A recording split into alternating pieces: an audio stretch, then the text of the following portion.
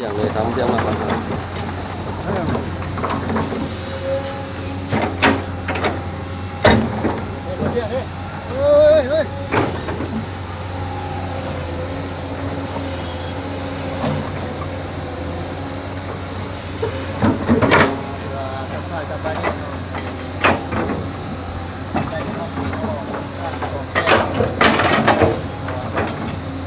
ผ่านหน่อยมาสนับสนุนอุปถัมภ์เส้นทางด้วยถามเลยนะแต่ข้าง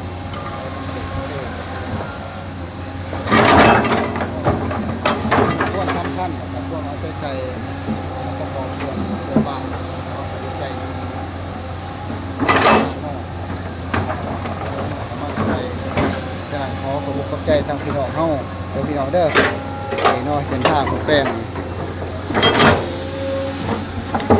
มีทางอำนาจการปกครองเฮานี่ก็ได้มาช่วยเนาะเพิ่นก็มาช่วยดูแลมีทางเพิ่นก็จะตั้งเฮาเนาะประมาณ300-400 เมตรเนาะจึงได้ช่วย กาหรือประมาณสาม มูลค่าสาระเนาะ เอามันมี40กล่องกล่องหนึ่ง500,000มูลค่ากล่องหนึ่ง500,000ได้ประมาณ อันนี้ทาง พิษนี่นะ แมน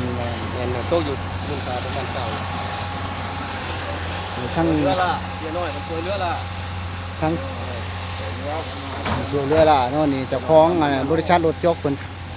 ช่วยเรือละเนาะมูลค่าตกอยู่ประมาณ20ไปละฉะนั้นแล้วก็ขอบคุณขอบใจเนาะทางบริษัทแล้วก็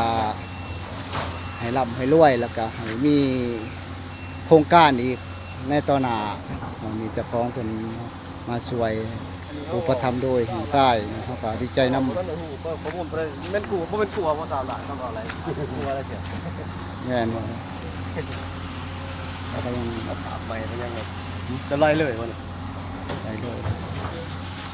ถือว่าเฮาก็สิซ้ำนั่นแหละเนาะพอมันก็หมดหลายเติบเด้อพี่น้องเด้อแล้วก็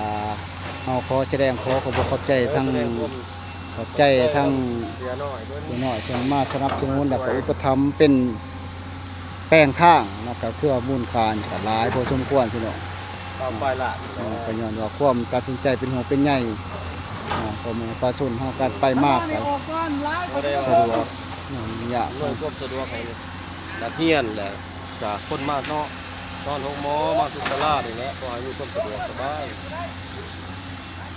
น้องน้อยนักเรียนมาโรงเรียนก็ง่ายนั่นเป็นเฮ็ดนี่ความจำเป็นเด้ใน2อย่างนี้คนเข้ามา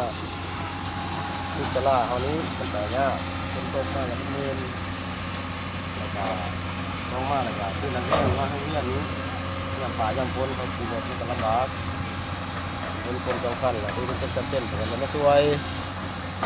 เดี๋ยวหน่อยมันเลยใจไงคนใจดีพอเออเออ ผู้ใจเรา แต่ถ้ามีแล้วมันเนาะเย้เสียเพิ่น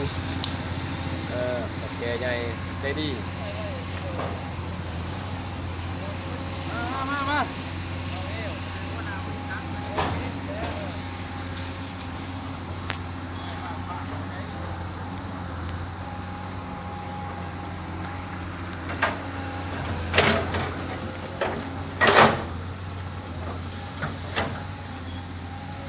หลังจากแล้วอยู่นี่เพิ่นสิไปช่วยว่าจะเทิมอีกเด้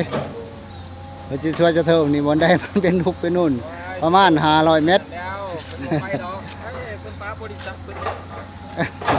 บริษัทเขาเป็นรถประจำเนี่ย โครงการมากๆไปยังท่วมเนาะ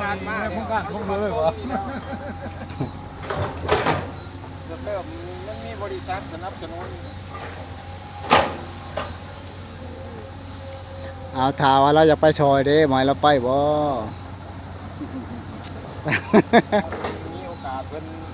เลยปากเองนะตอนนั้นโอกาสเป็นไปว่ากัน